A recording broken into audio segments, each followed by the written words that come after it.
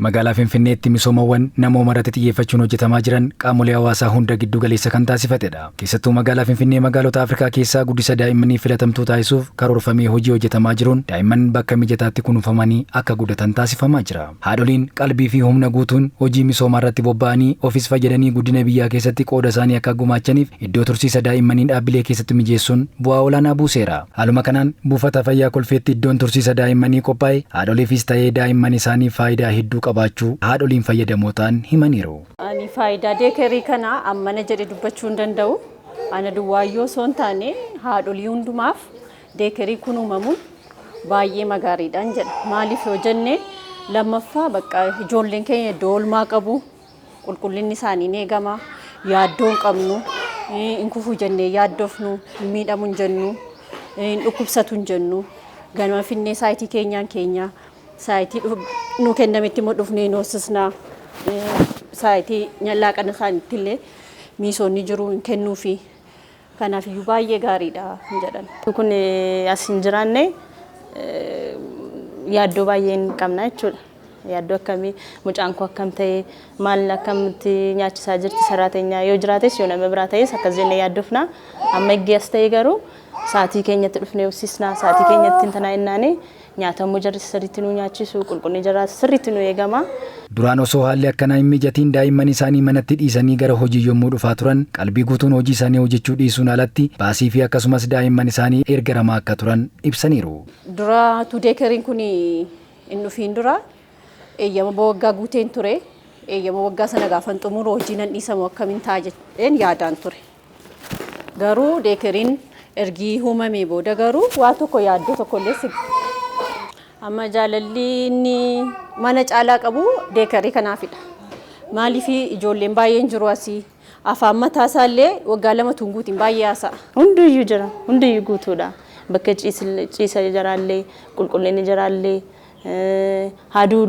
haduullee nu uwwisu tumanii jiraanne haduullee akka jarri yeroo jarri haduullee saatiidhaan nu uwwisu jechuudha ijoollee keenya. Iddoon tursiisa daa'immanii kun meeshaalee taphaaf ta'an kan guuttate akkasumas qulqullina kan qabuu fi kunuunsi gahaan kan isaaniif taasifamu waan ta'eef daa'imman yommuu iddoo kana dhufan baay'ee akka gammadan kanneen daa'imman kana kunuunsan himaniiru. Ijoolleen as oolan kun baay'ee ofitti gammadanii ganamallee yeroo dhufan baay'ee amma as seenanitti fiiganii dhufaniitini baay'ee ofitti gammadanii nutti dhiyaatanii nutti dhufu jechuudha. Kunuunsi isaaniif godhamus immoo bu'aa maxxaaraan jira, maashinni uffanni isaaniitti miiccamu jira, boobboon isaaniitti fayyadaman jira. Wanti hundumtuu yeroo isaa eeggatee hin qulqulleeffama. Iddoon tursiisa daa'immanii kun haadholiifis ta'e daa'immaniif faayidaa hedduu kennaa jiraachuu kan himan ammoo hojii raawwachiiftuu olaantuu buufata fayyaa kolfee aadde Yeetimoo Warqi Walda Yohaannisi. Hojjetaan hojiirraa doona fi hojii isaanii akka hojjetan taasisa jechuudha. Keessattuu yeroo ammaa kana immoo dubartoonni harka caala hojii fayyaa irratti gahee guddaa qabu. Lakkoofsi dubartootaas guddaadha. Kanaafuu isaan kana child bearing age warra jennu keessaa immoo isaan tokkodha isaan da'umsa irratti aktiiviidha waan ta'eef umuriin isaanii hin dahu hojiirraa nafanii jechuudha. Daa'ima isaanii as fidatu. Mataa daa'immaniif daa'imman guyyaa 2000 harma haadha argachuu qabaa jedha saayinsiin jechuudha. Isa kanallee hojiirra oolcha jechaadha. Qulqullinnii fi hordoffiin fayyaa daa'immanii yeroo yerootti ogeessota fayyaa buufatichaanis kan hordofamu ta'us aadde Yeetimoo Warqi himaniiru. Hordoffii guyyaa guyyaan qabachaadha kutaan kun jechaadha. Daa'imman akkamitti oolu, akkamitti fayyaan isaanii maal fakkaata, akkamitti qulqullinni isaanii eegama, karaa fayyaatiin immoo fookaaliin tokko asitti ramadamee fi narsiin jechaadha ogeessi fayyaa dhufee guyyaa guyyaa akka laalu taasisa. Finfinnee guddisa daa'immaniin Afrikaa irraa sadarkaa duraarratti fiduu fi filatamtuu taasisuuf karoorri qabamee hojjetamaa jiru milkaa'uu kaantibaan magaalaa Finfinnee aadde Adaanech Abeebee ibsuun isaanii ni yaadatama.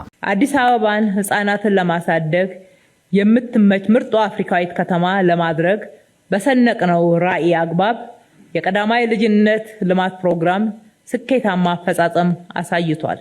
Finfinnee guddisa daa'immaniin Afrikaa irraa mijattuu fi filatamtuu taasisuuf karoorri qabamee hojjetamaa jiru milkaa'ina olaanaa agarsiiseera. Waan har'an facaasin boru hammachuuf akkuma eeggamne sagantaa guddisa daa'imummaan dura irratti xiyyeeffannoon har'a yoo hojjetame dhaloota ga'umsaaf dandeettii qabuu fi boru biyya dhaalu horachuu dandeenya. Haaluma kanaan sagantichaan daa'imman magaalaa Finfinnee miliyoona 1.3 fayyadamoo taasisuuf hojii hojjetameen bakka tursiisa daa'immanii sadarkaa isaanii eeggatanii fi bakka tapha qaban mijeessuun akkasumas guddistoota qacaruun hojiin ijaarsa dhaloota irratti hojjetame milkaa'ina olaanaa fideera.